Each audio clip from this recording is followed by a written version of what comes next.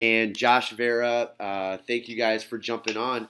I wanted to get everybody together today because there's a lot of over the last 3 weeks or so. We've been receiving a lot of emails and inquiries, and people have started speaking more on what's going on in our community, which is younger practitioners are having strokes. It happened to Josh, it happened to myself, and wanted to talk to you, Sam. Somebody put me in touch with you, which is ironic, and they said you got to go talk to Sam. He's a doctor, and he's got a lot of he's been following this, and so I reached out to you on Twitter, and it so happens that you and I. So are you from Wisconsin? Yeah, I'm born and raised in a small town called Beaver Dam. Okay, yeah, about a half hour north of Madison. Okay, and you apparently may have trained on the here in the past. Is that right? My first time on the mat was 1999. There was a small place in the town I grew up in, Justin Morris. I think he's still there. He's still there. Yeah. Mm-hmm. Nicest guy in jiu-jitsu. And then I started training more in earnest. I guess fall of 2001. So I was in undergrad at Marquette, which is an interesting tie that you and I have that I didn't realize. Yeah. But yeah, I was training at that point under Henry Matamoros. And it was kind of, I guess, older school Milwaukee Jiu-Jitsu. It was me and Henry, John Freeland, and Red Schaefer. All the guys were kind of under one roof. Yep. Back then, we moved in that year with Rufus Sport, which was an interesting move. And then I've trained since then in a couple different spots, moving from Milwaukee to Madison for med school. Trained in Madison for 4 years, where I was at the Monkey Bar with John Hines. Yeah. I've been over there as well. Yeah. Mm-hmm. Okay. Yeah, and then after med school, I moved up to the Twin Cities for training in emergency medicine, and then subsequently medical toxicology, and trained. I've been training up here since then. But yeah, it sounds like I did a little bit of looking into, and you and I had a back and forth about that you started a program at Marquette, which I wish had been a thing when I was there. That would have been great. Yep, they've got I want to say this is their third or fourth year. Aiden Flanagan was a Marquette student. He was a blue belt, and he's actually the one that started it. So he had it for about a year and a half. He had started it up, and there's a funny backstory about how it got started, but I'm not going to say it on air. I'm going to save it for you because you're going to laugh your ass off. But he was able to get this team started. One of they had a coach over there for a year, like a volunteer coach from Rufus Sport, and then I want to say that coach may have had a baby, life type of stuff, and was like, I can't do it anymore. I never even knew Marquette had a club. And my friend called me up and said, Marquette's looking for a coach. You need to call these people up. So I went, called them up, interviewed. Here's the funny thing. Met with the guys, hit it off, because I'm a Marquette grad. I graduated in '01. So we were probably hanging out at the Real Chili at the same time at night back in those days. The funny thing is I told him I was so excited. I was super excited that Marquette was going to do it, and then right before the semester started in September of 17, that month prior in August 17, I had a massive stroke, and my stroke recovery, I talk about it on a lot of the podcasts. I felt that I had an obligation to the team, so they were so excited. I didn't want to leave them without a coach that year. It was my first time, but I had just had this stroke and I could hardly even talk. But I tell people that was part of my recovery because like I had to relearn like the right hand goes, and even it's funny because even now like when I teach I'm like I have to ask people, I'm like, what is this? They're like, it's the forearm. I'm like, all right, cool. So you put the forearm under the face. It's whatever. But what I did, I'm still coaching. I've got a junior. All the juniors now were freshmen when I started in 17, and we just went to a tournament. These guys in Milwaukee, those juniors are white belts getting ready to get their blue belts. Smashed everybody. I'm working with other schools and universities to build the NCAA program, and I'm using Marquette as the to help build that. And so the Marquette University, they don't even know that they're doing it, but the students there are like super serious about training and being like the best in the world, and it's pretty cool stuff. So we're hoping to get more inquiries about other schools and programs. For example, in February, Marquette, we're going to go to Madison and we're going to fight the Badgers. So we're taking the school bus and everything. So it's super exciting. But yeah, they didn't have jiu-jitsu clubs around when you and I were there. And to be honest, there really wasn't jiu-jitsu. Nobody knew what it was. You must have, you found Justin Morris, it sounds like, and then from there, you kind of, found Matamoros, and that was the good old days, that old school club. When you were at Duke's, when they moved, did you ever make it over to the one on 76th Street? No, so we moved in. We moved into Rufus Sport, the old location, which would have been maybe January or February of 01. Okay. And I was there then that subsequent 6 months. And then that was the summer I moved to Madison. So I had 6 months at Rufus Sport, and then I moved to the Monkey Bar at that point. So did you work with Tiago Vega and Luis Claudio over at Monkey Bar? Yeah, so that was an interesting trend. It was my first exposure to jiu-jitsu politics, I guess. Yeah. Because when the whole South part of the state was under Pedro Sauer at that time. Uh-huh. He had Jeff Curran in northern Chicago, and then Henry Justin, and then in the Twin Cities, Greg Nelson and the guys in Minneapolis. And John had trained at Hickson's in LA when he was out there doing private training stuff. And at that time, both Luis and Tiago were at Hickson's. And so as soon as Luis and Tiago started the, I guess, LCCT, Luis Claudio competition team, John went with them. And that was about 6 months after I moved to Madison. So I had gone from being with Justin to Milwaukee under Pedro to the Monkey Bar under Pedro. And then we swapped and went with Luis. It was a fine switch at the time because Luis didn't have any affiliation, so he'd come up and stay for like 2 months at a time, right? Which was great. And Tiago, I think Tiago had just won Brown Belt Worlds at the time or something like that. Yeah. Could barely speak English and just met. He was like 150 pounds and just crushed us. Yeah. But those are fun times. I mean, there was nobody above a blue belt in the state. At that time, right. And then I think maybe Henry and John Friedman got their purple belts like that fall or something like that. And we were like, they were unicorns at that time. Yeah, for sure. Being a purple belt. But yeah, that was a cool. That's cool. That was a cool time to be a part of it back then. Yeah, I was on the mat a few months ago with 27 other black belts in Northern California. It's like at a seminar. Like, yeah. Crazy. So Sam, we have 8, including me. We have 8 at my school, and I never take it for granted. You go like a Tuesday morning, and there's 4 black belts, and it's still mind-boggling. Where do you train at?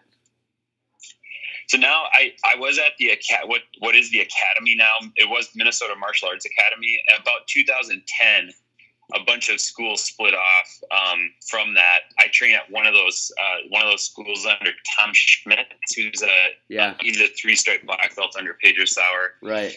Schools called Spartan Martial Arts in Oakdale. Okay. Cool. And how long have you been training for? Well, so total, I mean, the first time on the mat was 99. I've been training in earnest since 01. But over that time, over that 18 years, I've lost probably about 6 years intermittently for like blown out knee, ruptured disc in my neck. I mean, probably 14 years of uninterrupted training. So I've lost about 5 years along the way.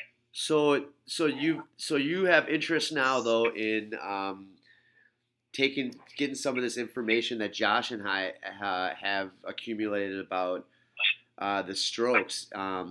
Now you're a medical doctor. I know you wanted to throw out a couple disclosures, but I want to hear what you have to say, because and then from there we can kind of share our data. But I want to hear what you have to say, and if you've been following this stuff and for how long and why and whatnot. Yeah, for sure. Yeah, I guess my disclosure is the standard one. I work for a large healthcare organization up in the Twin Cities, and I should say that my opinions stated on this platform don't necessarily represent the opinions of my employer. So that being said, my interest in this, I've always been interested. My training's in emergency medicine primarily. I work at a level 1 trauma center in St. Paul, and we take in a ton of trauma. And I'm a clinical researcher. I do a fair amount of researching and writing, and part of that has been on cardiovascular research with different models. After I got into jiu-jitsu for a while, I started taking note of essentially the limited amount of research that there was associated with what we do. I mean, the amount of bro science that sort of rules the world of discussion as it relates, especially to choking. The sport of choking that we do in judo, jiu-jitsu, and the rest of submission grappling is astounding to me. It was astounding how little research there was on the topic, and how poor some of the research was that was produced. Yeah. I started looking into this it was maybe 2010 or 11, and I started kind of formulating a few different research projects and a couple of reviews that I knew I ultimately wanted to produce. And when I got a little bit of academic freedom, which I have more of now, I wanted to start dabbling a little bit in this, partly just to give. I mean, I'm a classic black belt hobbyist. I occasionally have competed, but I'm never going to be a killer. I like teaching, but I'm also probably never going to own a school. And I felt too like this is a good contribution that I could make to this sport that obviously all of us love so much. Especially with the amount of misinformation that's propagated in online forums and other places, but not just that, but in the medical literature. As I started looking into it, there's a lot of misconceptions that get propagated, partly because of probably the stigma of choking or strangling, and then partly just because nobody's done proper research. The paper, in fact, it's just published, and it's probably behind an academic firewall, but I can send it to you guys. I just published a review that I've been working on for a long time, essentially just establishing the most real version of the physiology of choking itself. I mean, like the goal, what we're trying to accomplish when we do that to each other in this context. And even that is widely, there's big misconceptions about even just what happens when we apply a rear naked choke, for example. I mean, why people go to sleep. That was part of what drove me to try to go down this line and sort of reestablish things, correct some errors, and then do research on what probably you guys want to discuss more, which is the safety profile behind this activity. essentially that paper, the review paper that I just published, it was the International Journal of Neuroscience, and essentially established some of the previous literature on this, which basically just discusses carotid compression as the mechanism of why people need to tap, why people go to sleep, and that's part of it. Obviously, there's also part of this that includes jugular vein compression as well, and then rarely but possibly you hear people talk about the sort of magic spot high in the neck, the carotid body, that can cause unconsciousness a little bit quicker. In general, you expect unconsciousness from these chokes if it's applied cleanly to a compliant volunteer, at least the way studies go. You can make somebody unconscious in, I mean, you guys know this, 4 to 10 seconds, give or take. And obviously it's longer if the choke isn't clean or if they're resisting. But it's essentially a function of cerebral perfusion. So you have a certain amount of pressure coming into your head from the arteries and a certain amount of pressure in your head, the intracranial pressure. And if you can either make the pressure in the head go up or the blood pressure go down that the brain is seeing, then you can render the person unconscious or make them tap. And we felt this too. So you can make the intracranial pressure go up by compressing the veins, which is easier to do, the jugular veins. And that'll happen in that you've been caught in that triangle choke that you know isn't clean, but it just is getting worse and worse over the course of like 20 seconds of the choke. Like you think you're going to get out, you can feel the pressure going up, and then you can feel the light slowly dimming. And that pressure feeling is real. The pressure is going up in your head. And in that context, you don't need to cut off as much blood flow from the carotid arteries with compression, because that pressure differential is going to hit a critical point without as much compression, essentially, of the arteries. And that's not discussed in the literature, partly because it's really hard to measure, and partly just because I think, honestly, a lot of the early researchers haven't felt it. You can feel what's going on, and part of that guided the stuff that I've written. There's a couple studies that were out too recently that I published a couple letters to the editor, essentially correcting some of the published neuroscience. Because there's also this misconception, and this week about more, but about where the dangers lie in chokes. Because some people are huge advocates of saying never go to sleep because that's a risk multiplier, and always tap early, because not tapping early can be a risk multiplier as well. And I don't agree with either of those things. It doesn't make physiologic sense, but it makes sense. I mean, to a layperson who's never experienced that or thought about the physiology, it makes a lot of sense, right? Like, for sure, don't go to sleep, tap early because it'll reduce your risk. But the mechanism behind, especially dissections, which I think you guys know a lot about, especially given your past personal experience, those things don't impact your risk for dissection. I mean, the length of time held on a particular choke, or whether or not you go to sleep briefly. Obviously, chokes can be dangerous if they're held on a super long time. You don't want to go to sleep for a long time. Like, I'm not saying that chokes are safe, nor am I saying that going to sleep is safe, but transient unconsciousness doesn't necessarily act as a risk multiplier for dissection or stroke. Yeah. And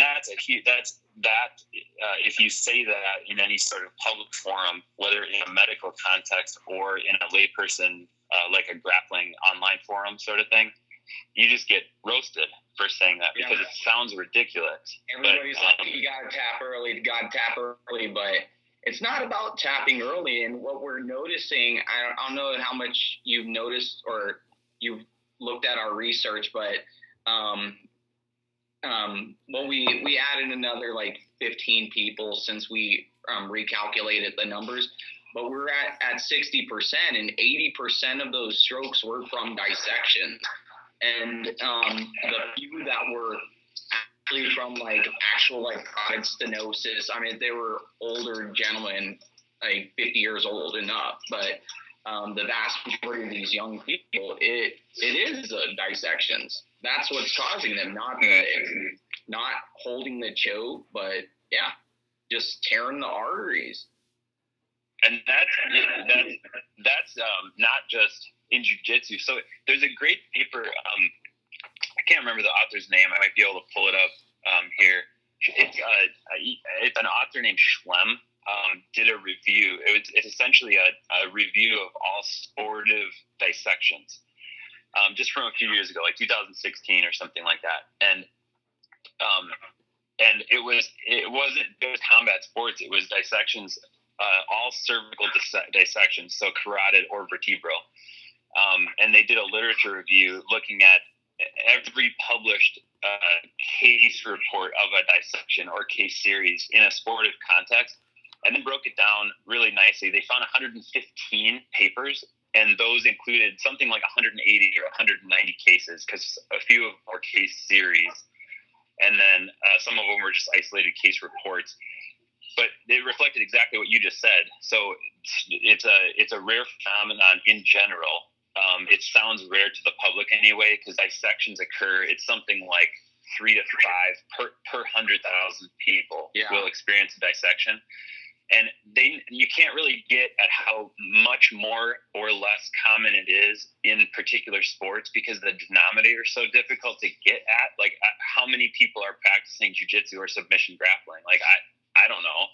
I was discussing that very thing about with someone online or something, but like, because my assumption is that people will stroke in jiu-jitsu 1 out of every 2 to 10,000 people. That's my assumption, and that's taken. We're very close. Like, we're at 75 cases right now. We're very kind of close to that 100 mark, which I'm sure we're going to get. But in taking context of 100, say 100 people, the vast majority of dissections, I'm sure we're going to hit 100 of them dissecting in jiu-jitsu. Taking that in context, you would have to have like one jiu-jitsu practitioner in every 750 people in the world. And I think we all know that we're less than that, because there's countries that don't even practice jiu-jitsu.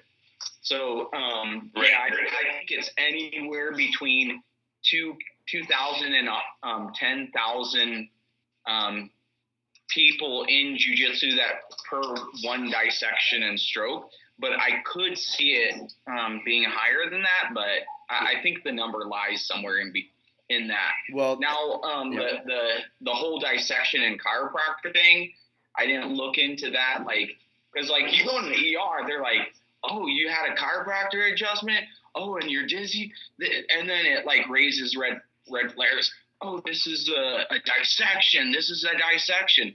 But you do that in jiu-jitsu, it's not there, you know? So I'm like, if per jiu-jitsu practitioner and per carotid or per chiropractor visit, what is the breakdown of each? What puts you at more high risk? Is jiu-jitsu put you at more high risk of dissections, or is it chiropractor?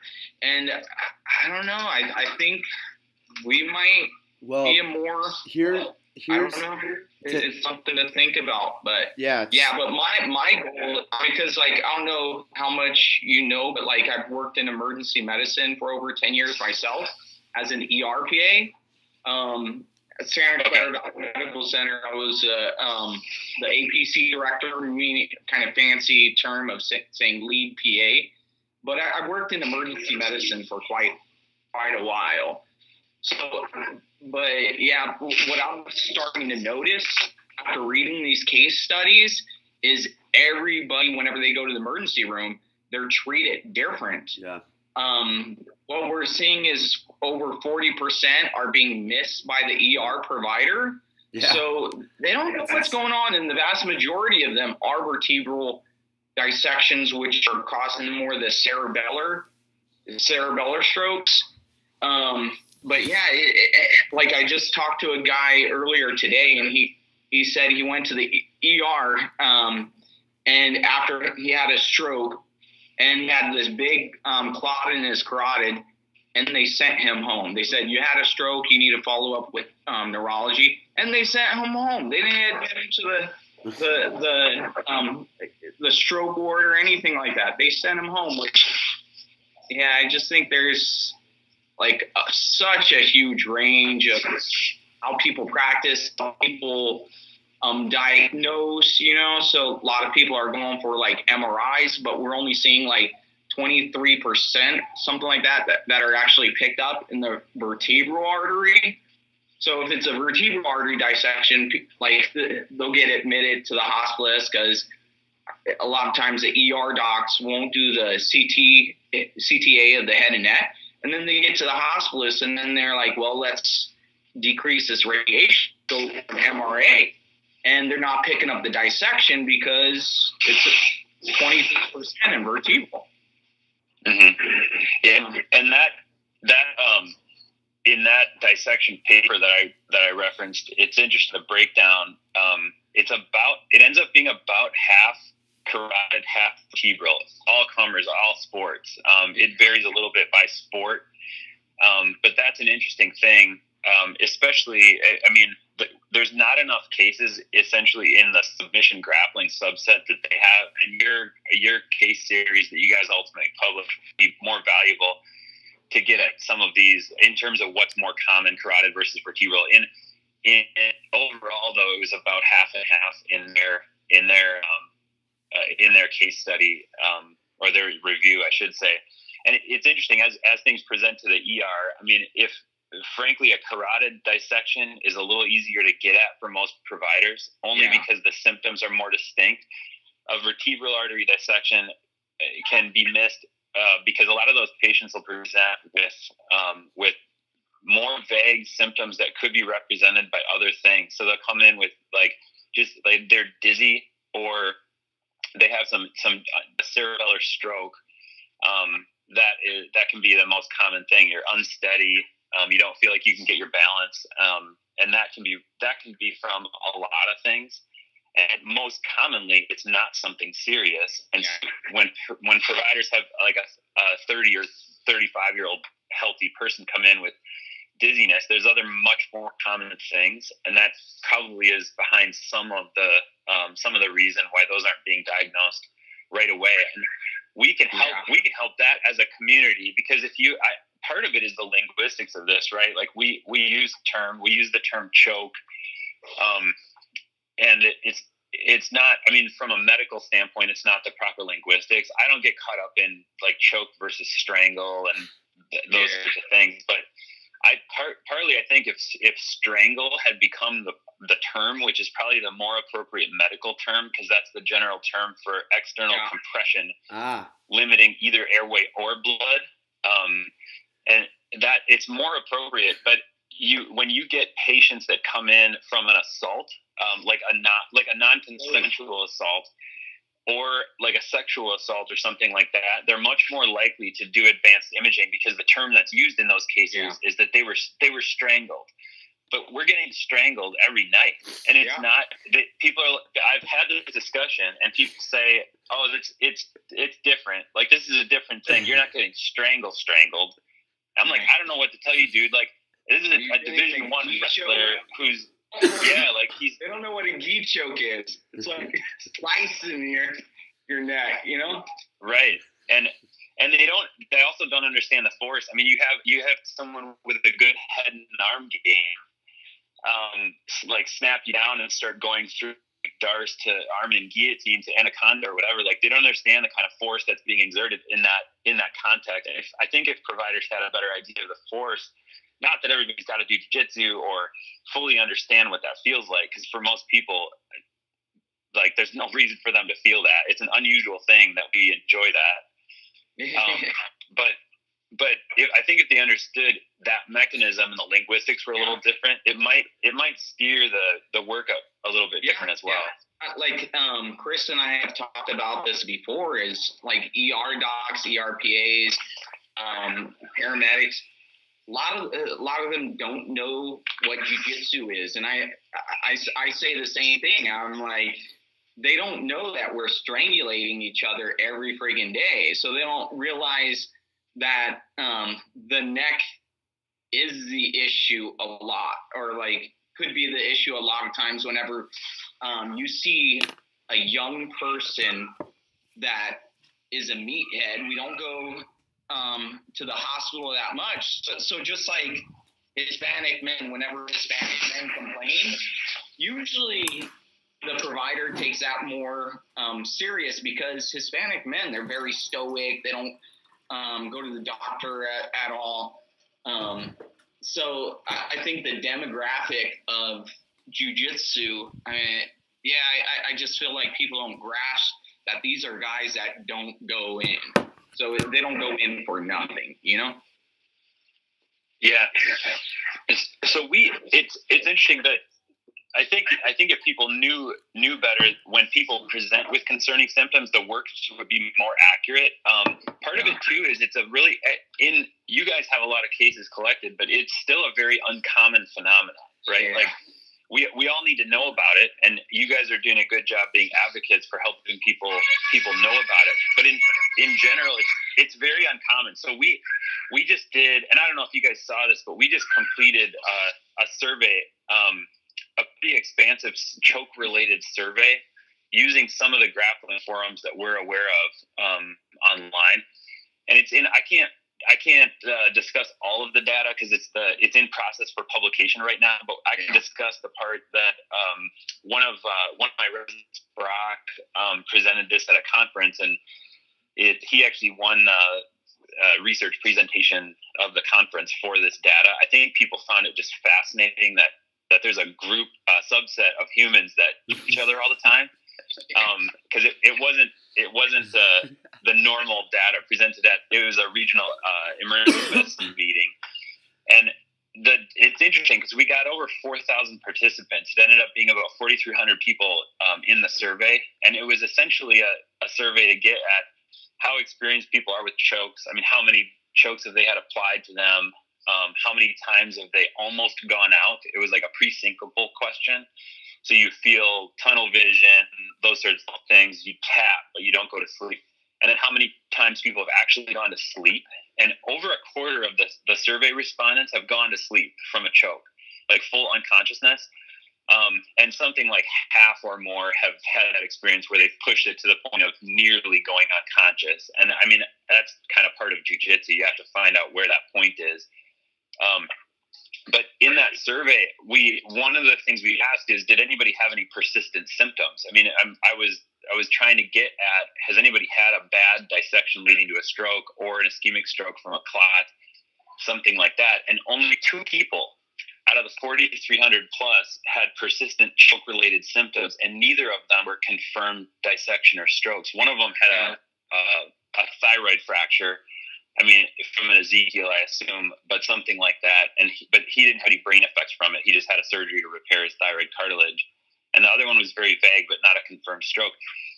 And the survey, inherently, surveys are flawed like that because you have a healthy patient bias, because the people who are interested in participating in online forums where these things get circulated, and the people who are interested in filling out a survey in general aren't the people who had a devastating injury related to that thing.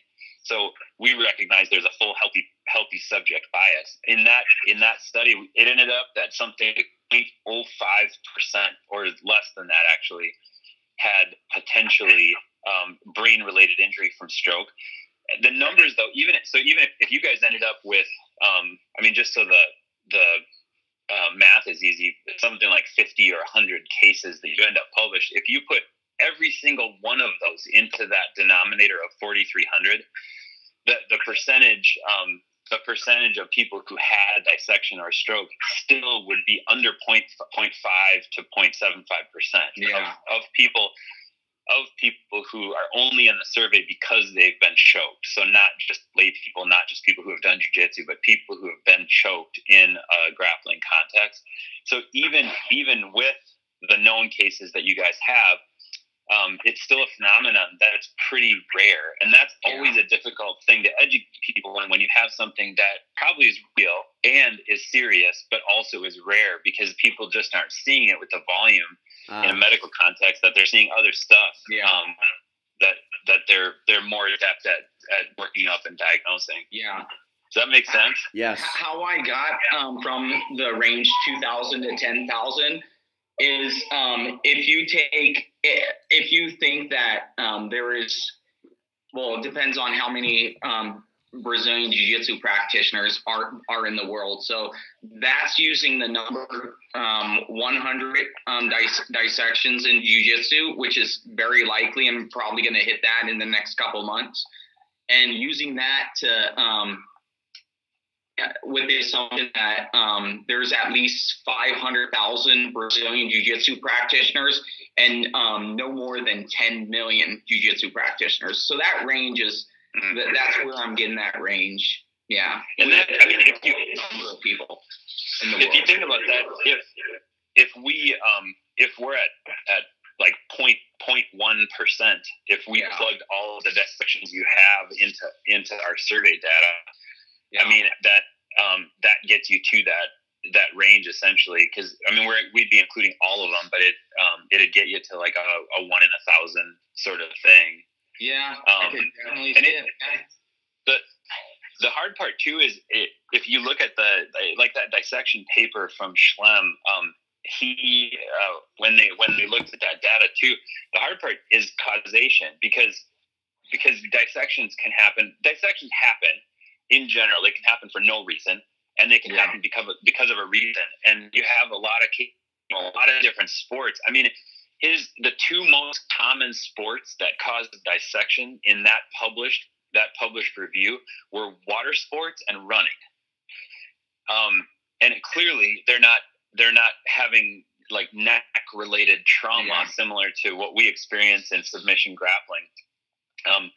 But even just people who are susceptible to it and have like a fast neck movement, or they kink their neck or something like that, people can still experience it from those things.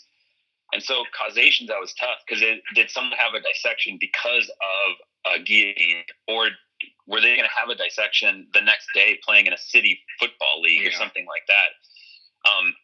I mean, the mechanism makes sense, because some of what we do is fairly barbaric, frankly.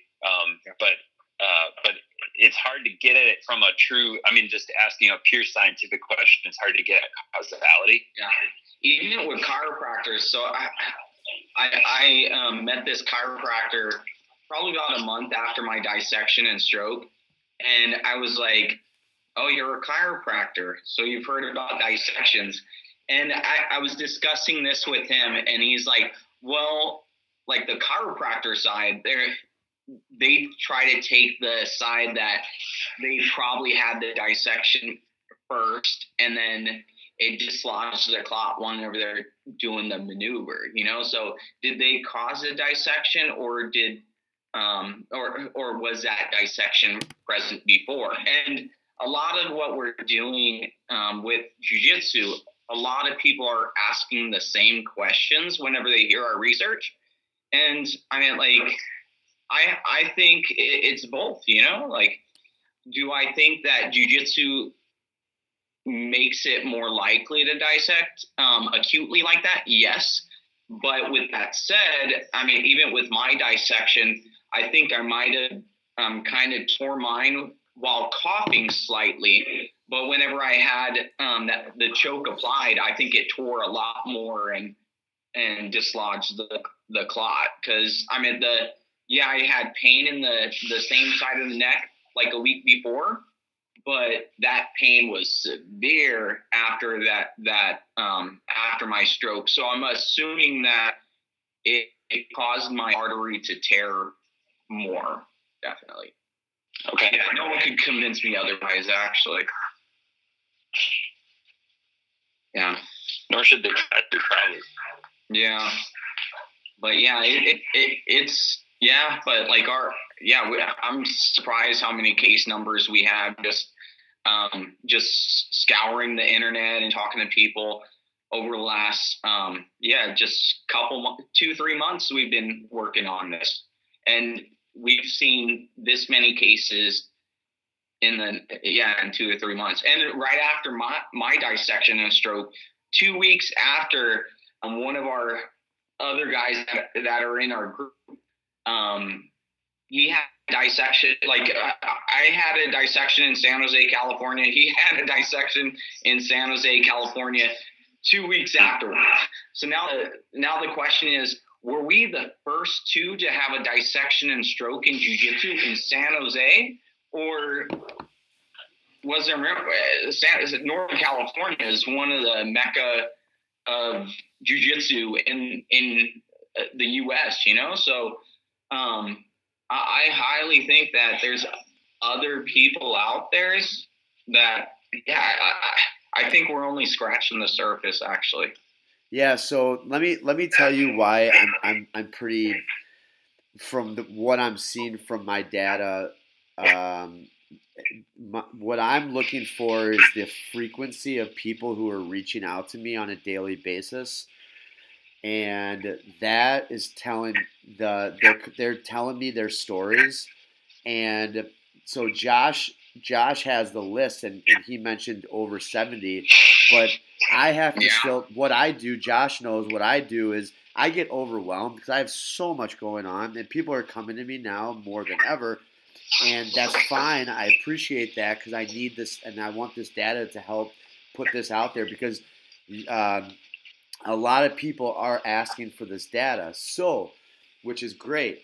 But what I do is I kind of like throw it all, and then at the end of the month, I put all the names together and put it on the spreadsheet, and because I got people coming in Instagram, Facebook, YouTube, and my point is this: I had an interview with Kama Jiu-Jitsu, and they're out in Texas.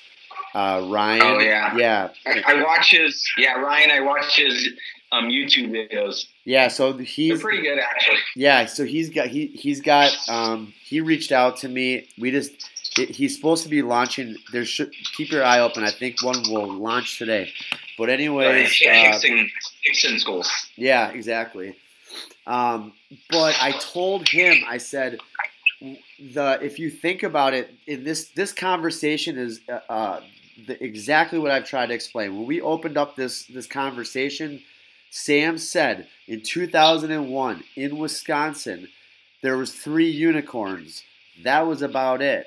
A couple of guys came from Brazil. Okay, now that was 2001. Here we are 18 years later, and I don't know how many people are in the state of Wisconsin, but I can tell you that I was at the Grappling Industries, and this last weekend, and it was packed. I mean, it was packed, and this was all white belts and kids and stuff and their families, and it's the scene is growing. There's so many more schools. There's so many more people. So that being said, the numbers over this past, biking's been around forever.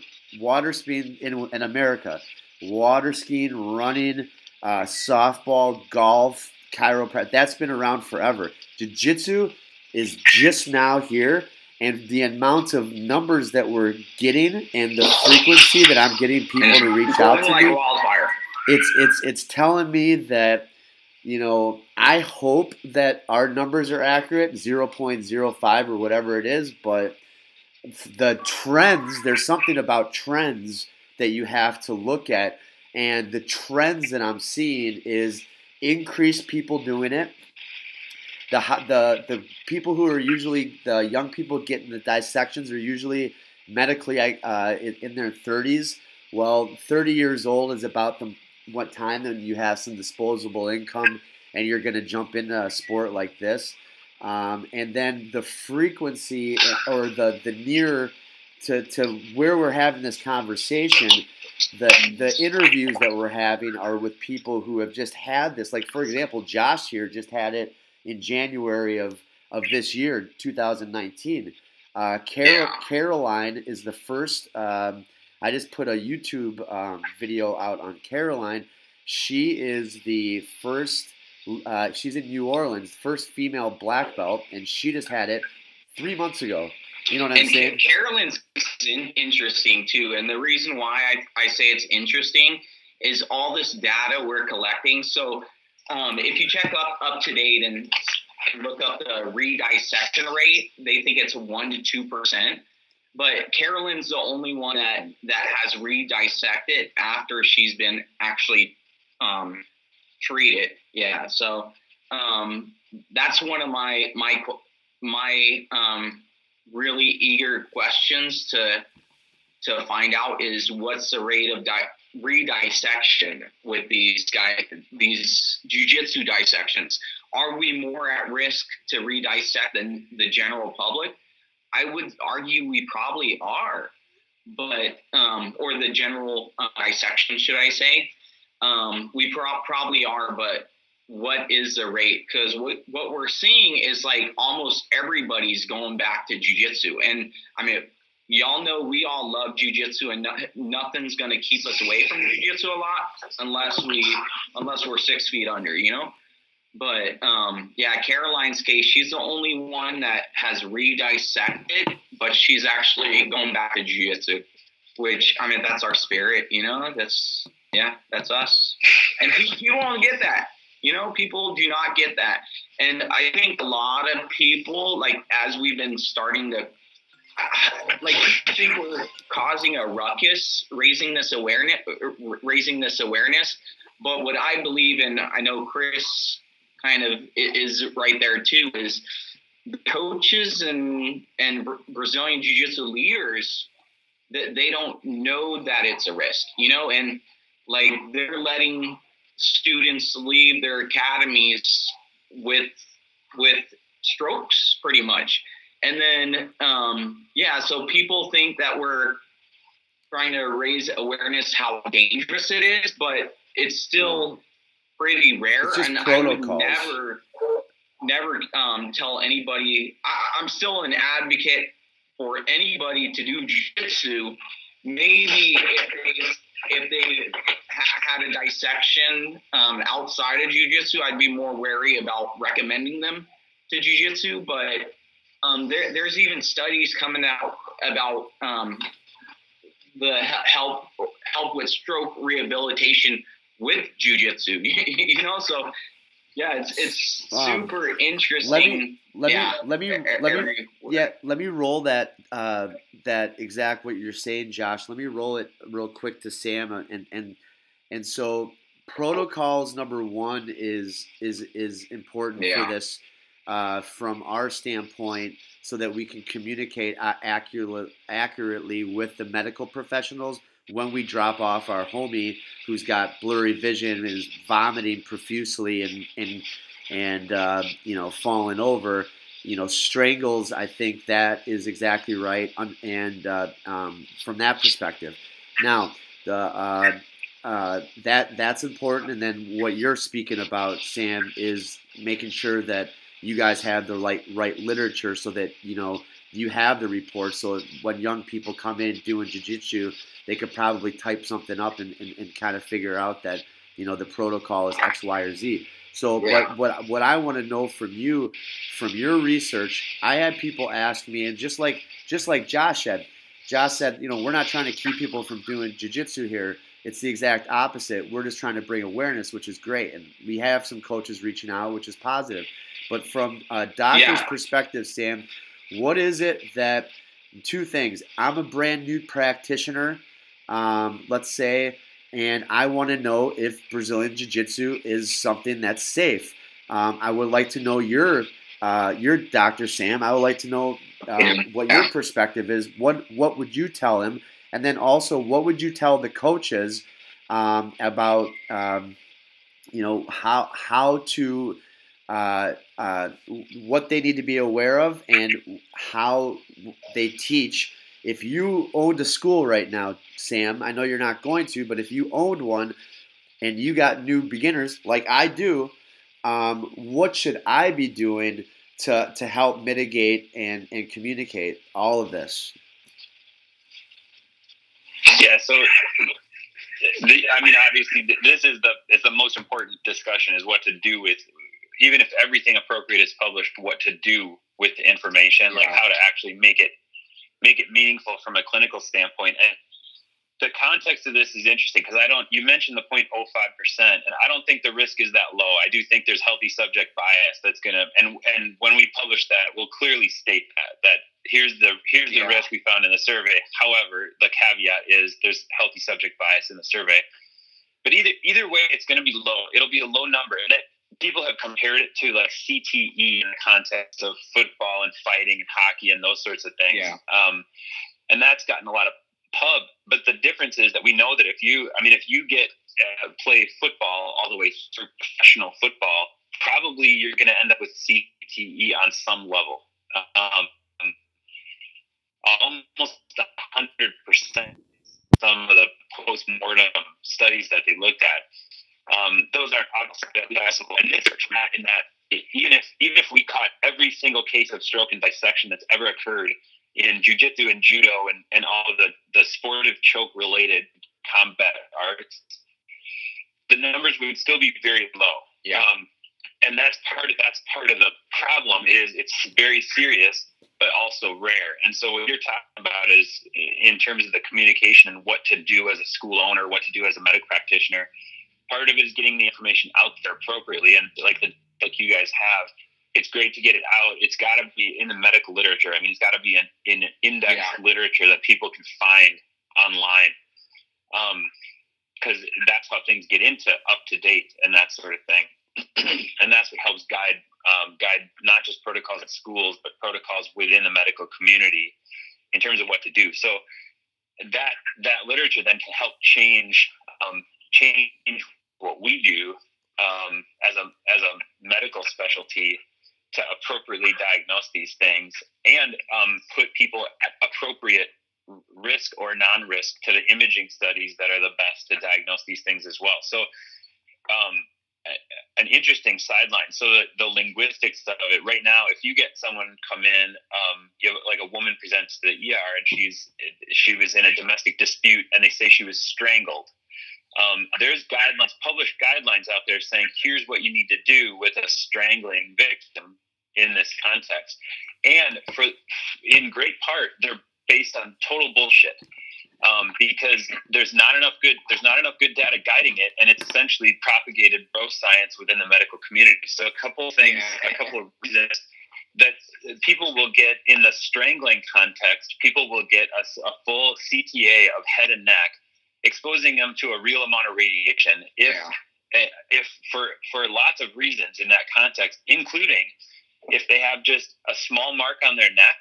Which, I mean, how many times have you come home from practice after getting strangled with a small mark on your neck? Like thousands. Yeah.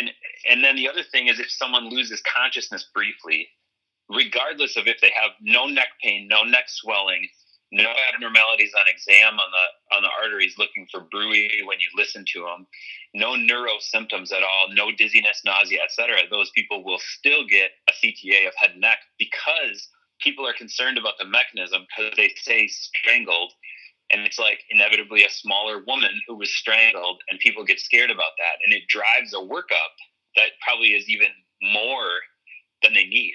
On the flip side, one of our colleagues will come in. I mean, like our jiu-jitsu practitioners will come in, stoic and big, and like looking all meatheady. And they'll be like, yeah, we were doing jiu-jitsu, like, so we're doing South American ground karate and got like a choke. And then things get minimized a little bit as opposed to like, this guy was strangled by a Division I wrestler. Yeah. And it's that part of the linguistics is important. The presentation of how things happen, because just the understanding of it isn't necessarily there in terms of the mechanism of injury. Yeah. Because that then can cascade into the appropriate workup, where if there's no neuro symptoms, no nausea, no dizziness, no neck pain, no neck swelling, etc., yeah, you can avoid the workup in those scenarios. However, if you start ticking those boxes of cases like you guys will present to the medical literature, someone presents with unexplained intractable vomiting or unsteadiness or dizziness or some of the more subtle findings, because if they come in and they've got a one-sided facial droop and they can't talk, that's easy.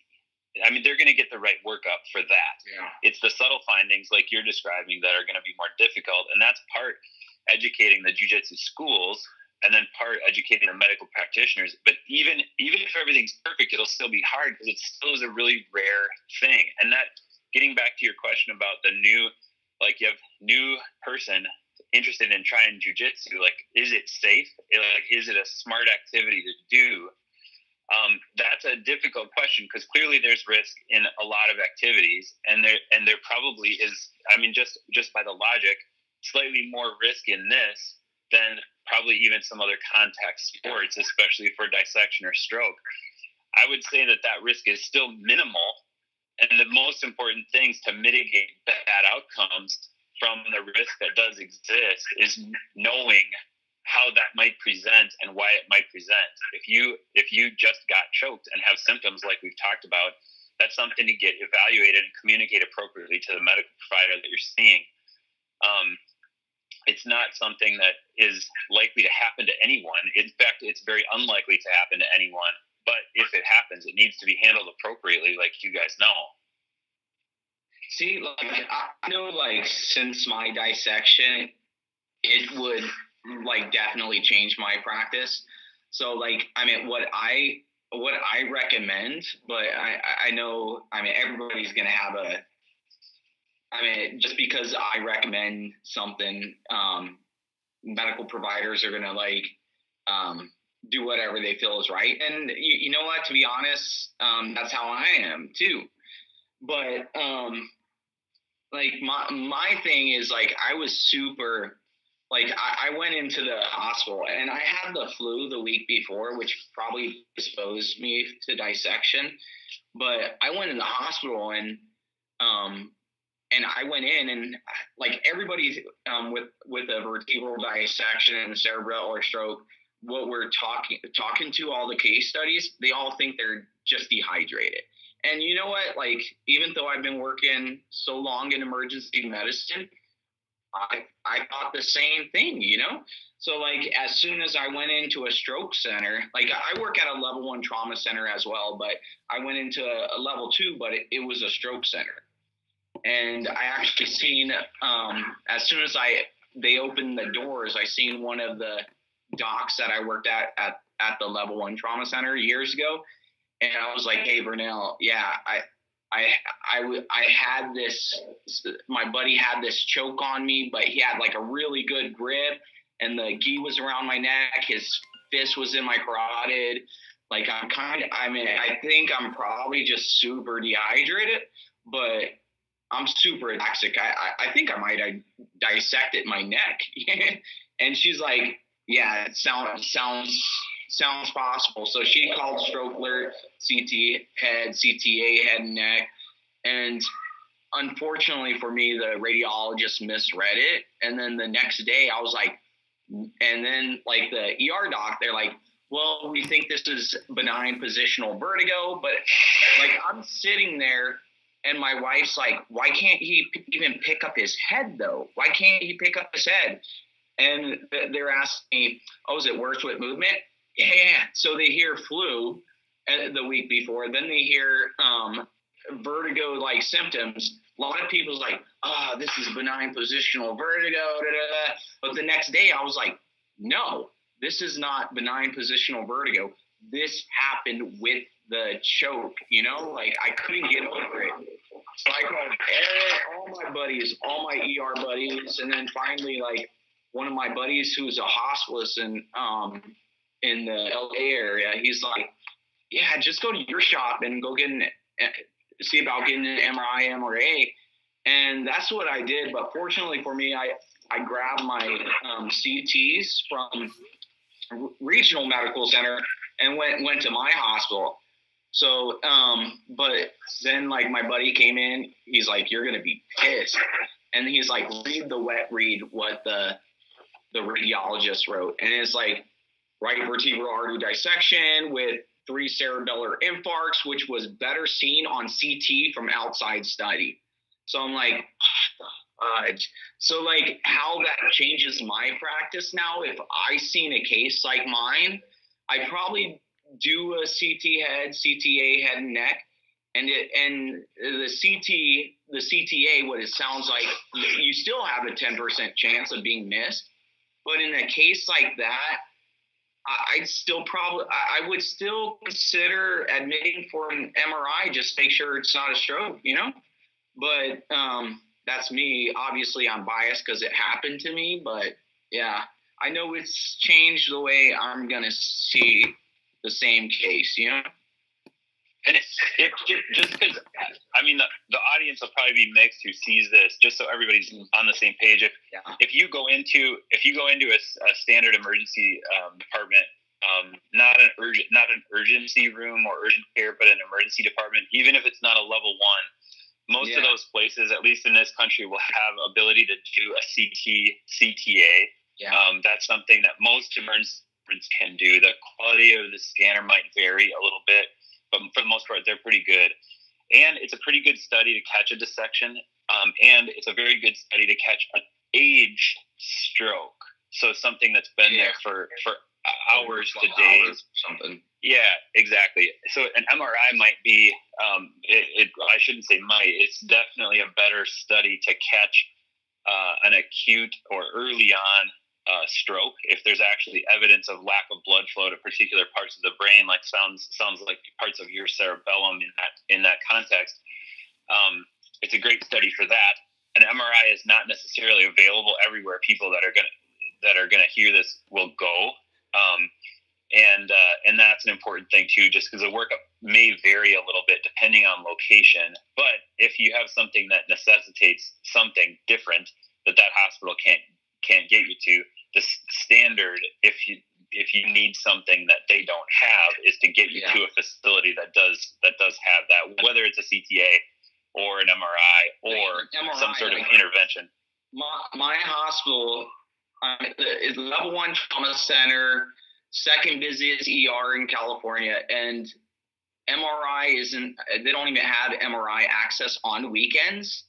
I mean, fortunately for me, they pretty much made someone come in, but so you got to think about that too. I mean, like MRIs, but the thing is, like, these people that would get a CTA of the head and neck, and it looks okay, 10% of them are going to be missed.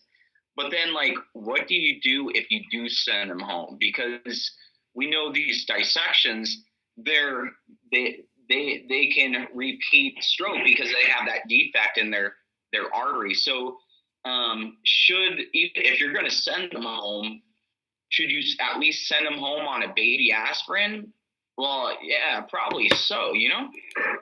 Somebody, sorry to interrupt, but somebody also asked me, just as a side note, while we're on that baby aspirin, somebody asked me, like, hey, if there's a chance that I, could be, dissecting, because of jiu-jitsu, would it make sense for me, for jiu-jitsu guys to take baby aspirin every day after training? Oh, you got it. Like, you mean on an ongoing basis? Yeah, like a preventative. Yeah, I mean, from just layperson interpretation of that, it probably makes some sense. We know that can mitigate some of the risk, at least from ischemic damage to the heart over time.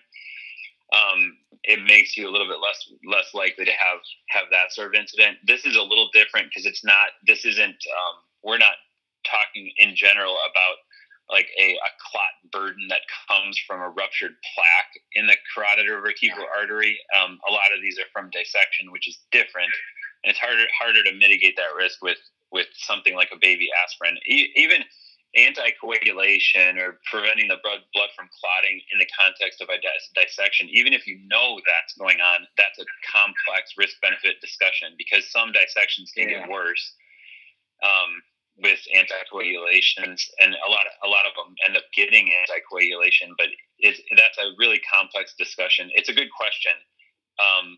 We don't, as a medical field in general, we don't have the answer to that particular question, though. So what do you think, Doc, could prevent dissections? Could prevent them in general? Yeah. In general and on the jiu-jitsu mats. In general, for like every average person who's running or playing softball or whatever, and on the mats as well. Yeah, so we know. I mean, there's certain things that we think put people at risk for dissection. Some things are known. If you have a connective tissue disorder, there's a couple areas of inborn metabolism that put you at risk for dissection, and a lot of those though are people that we see that end up with a larger, worse, if you will, dissection, like an aortic dissection, and those are unpreventable. But if you know about them, it's at least good to know that. High blood pressure is one of the things that can put you at risk, because if you get a very small tear in the intima or inside layer of the artery, if your blood pressure is really high, that can tend to make that dissection worse. Because if you pick just from a mechanical standpoint, you can picture a tiny tear, and then at 60 to 120 times a minute, the blood pressure coming at that tear from the heart, tearing it worse if the blood pressure is higher as opposed to lower. And that's why for like big aortic dissections, one of the big management techniques is to try to reduce the heart rate and get the blood pressure down to the very low end of normal in that context. Now, we don't want people to ride their blood pressure to the very low end of normal in daily life, though, because that's not compatible with necessarily doing all the activities that you want to do, especially jiu-jitsu. The getting at the risk mitigation question, though, aside from knowing whether or not you have one of those connective tissue things or having blood pressure that's out of control, there's honestly not a ton we know that you can do to help prevent this sort of thing. These dissections, I mean, as shown in that sportive literature review, they can happen for seemingly good reason. I mean, trauma to the neck, or seemingly no reason. In a lot of the cases, we don't know exactly why they're happening. We know some things that put people at risk, but most of those things it's not risk you can take away other than making sure that your blood pressure is okay. And then on the back end, making sure that it's worked up quickly and appropriately is the biggest thing. It's the question is how we can prevent them, and it's also the question we probably can never get at fully, nor can we prevent it on a full population basis with any effectiveness. Yeah, and another thing about like the aspirin question is like, I mean, like just playing devil's advocate about why you shouldn't. So like if you get hit with blunt trauma and God forbid you start bleeding in the brain, and then you don't have that those platelets aren't kind of clumping together to stop the bleed, I don't think we have the answer if it will be good or bad yet, so I don't know. Awesome. Well, guys, I got to jump off, so I got to head over to the Nova. But I think this was a great conversation. It's certainly going to lead us to more conversations together as we can work together on this research paper. But this right now, for me, I really wanted to get this out, and I'll be putting out a blog on this later. So that, because I think this will help answer a lot of questions that people have that have reached out to me that I didn't have an answer. Been wanting to get in front of a doctor. Josh has basically been the closest thing in the ER world, and to hear that we got some other research, I think is pretty I feel like cool. I know more than most ER docs, like in this subject. For sure. Even like if you check Up to Date, which what Up to Date is, but like if you check Up to Date and like there's like controversy, I would say at least half the people I ask is like are about TPA in the setting of dissection, and half of them will say no, that's a contraindication. But if you look up to date and talk to some of the really up to date neurologists, extracranial is, if it's extracranial, the TPA is, there's still a candidate. Intracranial, it's a lot more controversial.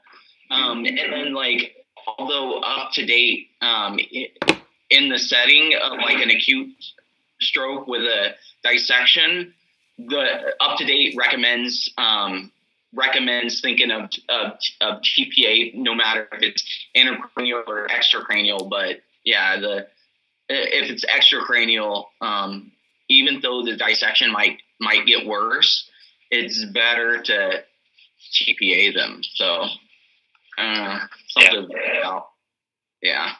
Well, yeah, I'm sure this is only like the first of our Skype calls. For sure. If you want, after Chris bounces, or if he wants to stay and look at it, I could pull kind of screen. Yeah, I'll let you guys do that, because I got to jump off right now. I got so actually so far. I've got to get running too, but we might. I mean, it might be beneficial to do this again, if nothing else, because we can get more into the data that you have. Yeah, let's do. And then I can. We've got a bunch of things on our horizon too, in terms of studies we have active. And we can. I mean, there's a lot of meat on this bone. I think we can. All right. Let's talk go again. Yeah, let's do that for sure. All right, guys, I appreciate it. Thank you, and have a good night. It was a pleasure. Awesome. Yep. Thank you.